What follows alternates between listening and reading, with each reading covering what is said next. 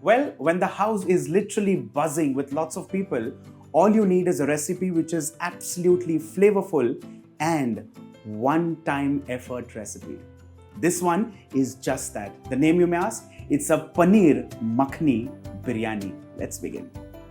I'm going to divide this recipe into 3 different components. The first one, of course, is making the makhani base, the makhani sauce or the makhani gravy as you call it. You need to also keep the paneer fried if you're the fried paneer fan, or just like that is absolutely fine.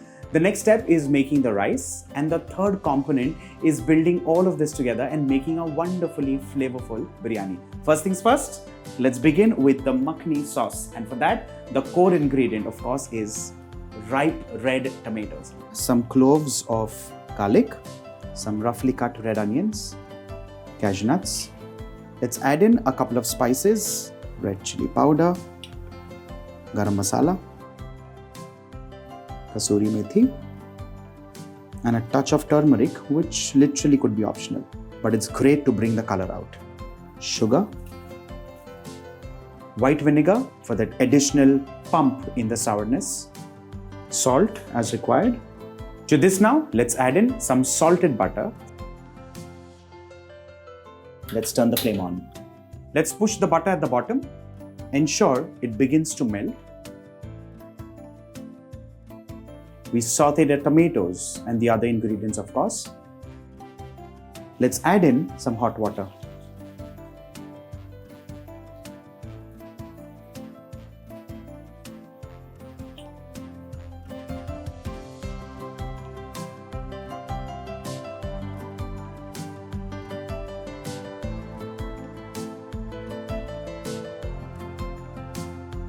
The makhani gravy is wonderfully bubbling away to glory. While that's happening, let's quickly move on to the biryani rice. I'm keeping it very simple. It's just water, salt, and long grain rice. Simple. The water is boiling already. Let's quickly add in some salt. To this, let's add in long grain rice, which has been soaked for 20 minutes in lukewarm water.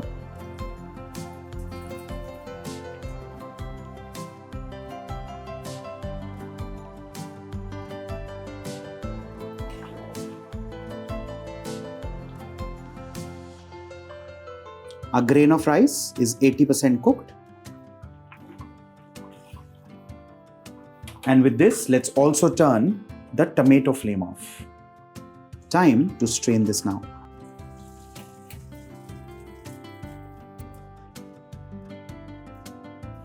Well, a component 1, which is the makhani gravy, is halfway done and ready. The next step is to blend this nice, fine and smooth, because that's where the name makhani, which is silken, comes from. Component 2, the rice is done and ready, but for now, let's concentrate on this because that's where the punch and the flavor profile is. Let's do that. While this is now blended nice, fine and smooth, the next step, completely optional, is straining this to further smoothen it.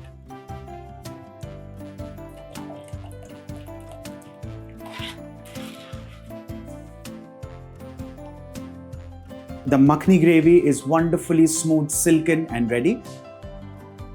Let's now move on to the third component, which surprisingly is the most interesting of them all, and that is literally building the biryani up. Let's do that. Let's add in some makhani gravy. Let's add in a couple of pieces of fried paneer, some fried onion, some coriander leaves. Along with this, some cream. Let's build this up with a parboiled rice.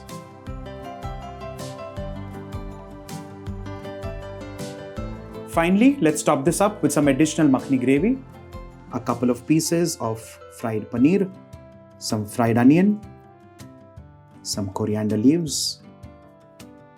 Along with this, some cream. A parboiled rice. Let's add in a little more of the gravy on top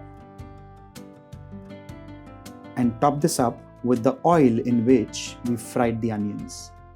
This will ensure that the rice remains nice and moist. At this stage, you can also add melted butter, some fried onions, some milk, and and lastly, pieces of fried paneer. Let's cover this with some foil, like so. We turn the flame on and cook this on medium flame, literally on dum, for 20 minutes. It's been 20 minutes that our Paneer Makhani Biryani has been on dum. Time to now turn the flame off and allow this to settle for at least 5 to 7 minutes for all the flavors to literally settle down. Once that happens, we'll unveil and serve this with some wonderful raita and a bunch of mint.